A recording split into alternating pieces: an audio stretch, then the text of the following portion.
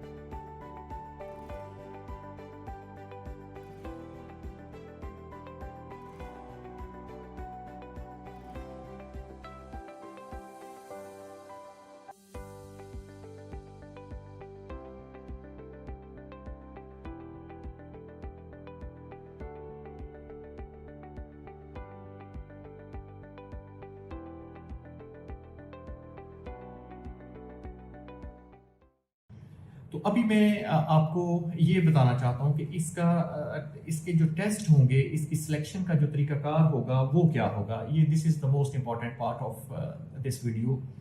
तो सबसे पहला जो तरीका है, आपने जब हमारे लिंक पे आके etc.hec.gov.pk पे आपने जब एक दफ़ा अपनी एप्लीकेशन भर दी, अपनी एप्लीकेशन सबमिट करवा दी, इसके बाद जो है ये एप्लीकेशन में एक और चीज़ इसमें ऐड करता जाऊं, ये हमने पोर्टल जो है ये 30 दिनों के लिए ओपन किया हुआ है। विद इन 30 डेज आप अपनी एप्लीकेशन यहाँ पे सबमिट करवा सकते हैं। तो 13 डेज का जो लास्ट डेट है that is 9th of the February, 9 फरवरी तक आप ये एप्लीकेशन यहाँ पे सबमिट करवा सकते हैं। एप्लीकेशन आपकी सब लोगों की जब इस पे सबमिट हो जाएगी, पोर्टल हमारा क्लोज हो जाएगा 9 फरवरी की रात 12 बजे। इसके बाद हम आपको आपका फिजिकल टेस्ट के लिए बुलवाएंगे जी। तो फिजिकल टेस्ट में जो बेसिक रिक्वायरमेंट्स हैं मेल कैंडिडेट के लिए, वो मिनिमम जो हाइट है किसी भी मेल कैंडिडेट की वो 5 फुट 6 इंच होनी चाहिए, और फीमेल कैंडिडेट के लिए 5 फुट 2 इंच होनी चाहिए। और इसके बाद फिर इसका चेस्ट की मेजरमेंट होगी, वो भी तरीकाकार हमने आपको ऐड में शेयर कर दिया है, वो भी आप देख सकेंगे। और फिर इसके बाद एक थोड़ा रनिंग का टेस्ट होगा।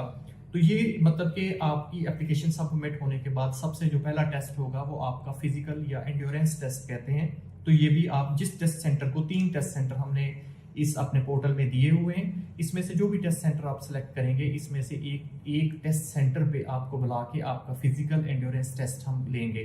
फिजिकल एंड्योरेंस टेस्ट जो कैंडिडेट पास करेंगे, फिर उनको रिटन टेस्ट के लिए बुलवाया जाएगा। रिटन टेस्ट के लिए का तरीकाकार क्या है वो भी मैं आपको बता देता हूँ। रिटन टेस्ट आपका 2 हिस्सों पर मुश्तमिल होगा, पार्ट 1 और पार्ट 2। पार्ट 1 आपका 90 मिनट का रिटन टेस्ट होगा, जिसमें आपको जो क्वेश्चन पेपर आएगा वो MCQs बेस्ड होगा, मल्टीपल चॉइस क्वेश्चन। इसमें इस्लामियात होगी, पाक स्टडीज होगी, इंग्लिश होगी, उर्दू होगा, इसमें कुछ जनरल नॉलेज के क्वेश्चन होंगे। तो बहुत सारे ये स्टूडेंट्स जो हैं, कैंडिडेट्स जो हैं, वो पूछते हैं जी कि ये पेपर कैसे बनेगा, कहाँ से आएगा जी, इसमें हम कहाँ से तैयारी करें। तो इसका बेहतरीन सबसे सिंपल हल, आसान तरीका यही है कि आपने FA FAC तक जो अपना सिलेबस पढ़ा है, जो आपने टेक्स्ट बुक्स पढ़ी हैं, उसी में से आपने तैयारी करनी है। वही आपका सिलेबस है, वही आपकी बुक्स हैं। तो इस्लामियात के जो मार्क्स होंगे वो 20 होंगे, इसमें पाक स्टडी के मार्क्स 20 होंगे, इंग्लिश के मार्क्स 20 होंगे, उर्दू के भी 20% इसको दी जाएगी, और जनरल नॉलेज का भी 20% होगा। तो इस तरह इन 5 सब्जेक्ट्स को मिला के आपका टोटल 100 मार्क्स का पेपर होगा, और इसमें आपको 90 मिनट्स इसके लिए दिए जाएंगे। इसके बाद फिर आपको 20 मिनट्स का ब्रेक मिलेगा, और इसके बाद इमीडिएटली दूसरा पेपर हम आपकी एक साइकोलॉजिकल असेसमेंट लेंगे। साइकोलॉजी का भी एक छोटा सा पेपर होगा। तो ये यहाँ पे आपका जो है वो एक रिटन टेस्ट का प्रोसेस आपका कंप्लीट हो जाएगा।